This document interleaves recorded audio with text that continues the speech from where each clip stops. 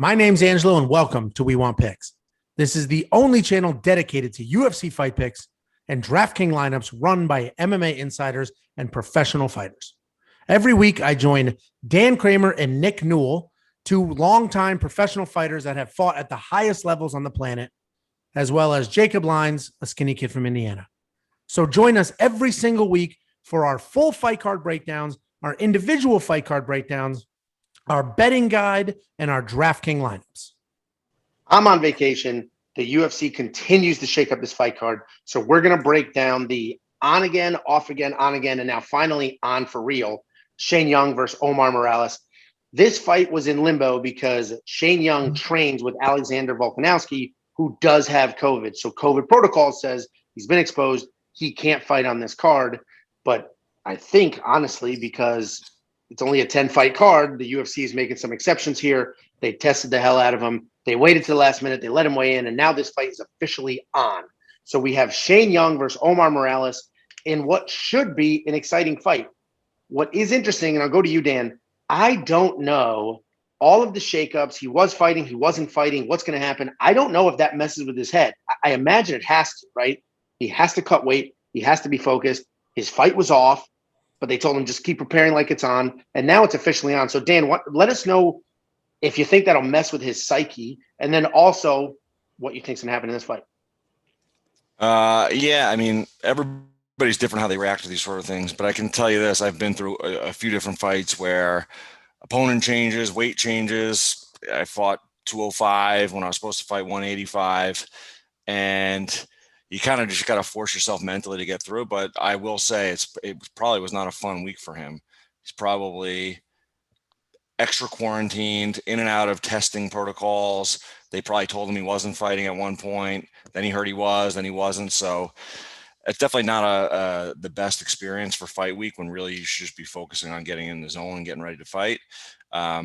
With that being said, when you're a professional level at this fighter, you got to deal with stuff like that and stay ready. So I don't know if it'll affect him, but definitely not ideal. As far as the fight breakdown goes, this is an interesting one because they've got Morales as a pretty heavy favorite and obviously more expensive in DraftKings, and Young fairly reasonable in DraftKings and considerable underdog. I think Morales is definitely the more powerful striker. I think he's got a path to a finish here. I just worry that later on in the fight, Shane Young has a ton of output, and Morales, on the other hand, is more of a kind of, he's a good striker, but he's not a volume guy really, but he's got heavy hands. He can put you away. So I think Morales is the pick. If I had to choose, I'm going with him, but there's just a lot of uncertainty around this fight. Shane Young has been improving. I know his last fight, he got knocked out. But he's training with Volkanovski. He's training with that team. I think if he can weather the storm early of Morales and not get clipped with a big punch, I think from a volume standpoint, he can win rounds. So I'm not touching this from a betting or DraftKings standpoint, even though I do think it has potential to be fight of the night. I'm just really not sure which way it's going to go. Tons of upside with Morales by knockout, but I think Shane Young's got capability to pull off a decision win with sheer volume. So should be a great fight. I tend to agree with that. I actually do have Morales in my DraftKings lineup. I got rid of Sean O'Malley to put Morales in, and we'll talk about that in the DraftKings breakdown video.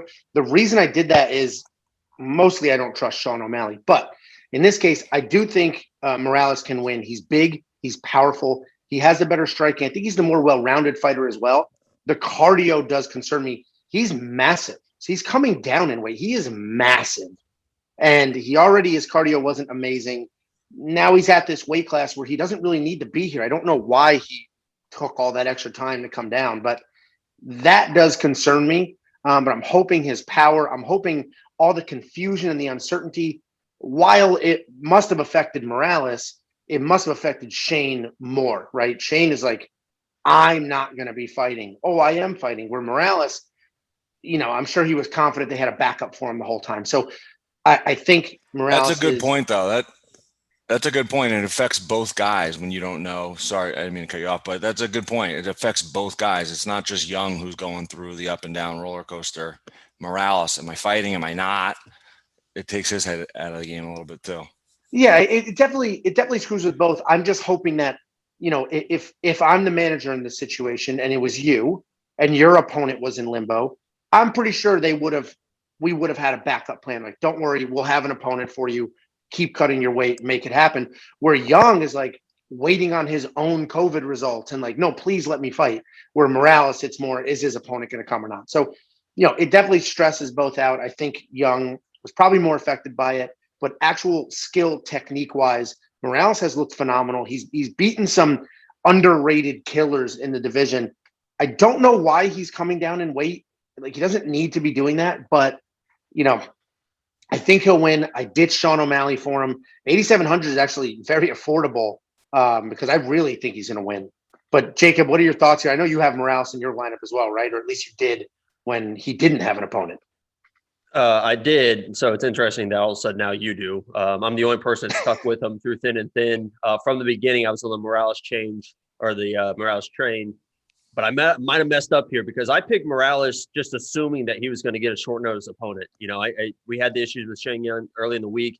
Usually they don't fight. Anything related to COVID, they don't fight. So I assumed that they were just going to find a new opponent for Morales, and that's why he was in my lineup.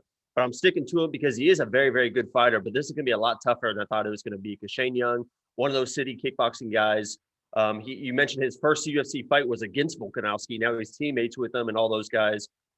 But Omar Morales is out of that Sanford MMA. So he's got an unbelievable camp too. He's got, Brunson and the Burnses, Guzman. So he's got killers in his camp as well. He's a very good fighter. The weight thing is very, very weird because he was 10-0 and then came down to featherweight. And they said, okay, here's Giga, who's one of the best featherweights in the division. And he didn't get finished, but, Giga was, piecing him up at times. And, it's going to happen with that top level. So he didn't look awful at that weight, but it is kind of weird that he had such success and then came down after that. So Morales is in my lineup. He is a very good fighter, but this is going to be a tougher fight than we think. Dan mentioned Shane Young's KO in September. That was one of those borderline like bad KOs. It was a punch, it was a head kick, and then he went down and kind of got flatlined. And that was only September. So sometimes it takes a little bit to recover from that. I have Morales still in my lineup, $8,700. But I don't feel quite as good about it if it would have been a short notice opponent. So anytime you support somebody through thin and thin, that means that Is that what I said? Yeah. It's 7 a.m. I'm just here waiting for you to slip up on anything. It is 7 a.m. Ready to pounce. It took everything in me to not cut you off, but I wanted to let you finish. Either way, good point on Morales training at Sanford MMA because those guys have looked legit lately. You make all great points, Dan. You act surprised. Every week you're like, wow, that's a great point. Every breakdown is an incredible point back. I just need to make you feel a little good every once in a while after I rip apart some of your the horrific things that happen in text message. Yeah. So either way, this should be a fun one. I'm looking forward to it. I wish we knew earlier that this fight was 100% on, but either way, it'll be fun. Let us know who you think wins and if you're going to touch either one of them in your lineup. Before you go, check out the description below. In there, we have links to our Facebook, our Twitter, our Instagram, and more importantly, to our DraftKings League. Check out the league, join the league, participate in the contests, and as we get going and as you start winning, we're going to start handing out gift cards and participating and doing things like that. So check those out. Every week, there are drops on every fight card. So make sure you check out this channel and our social media on Saturday before the fights start so that you have our most updated lineups and picks.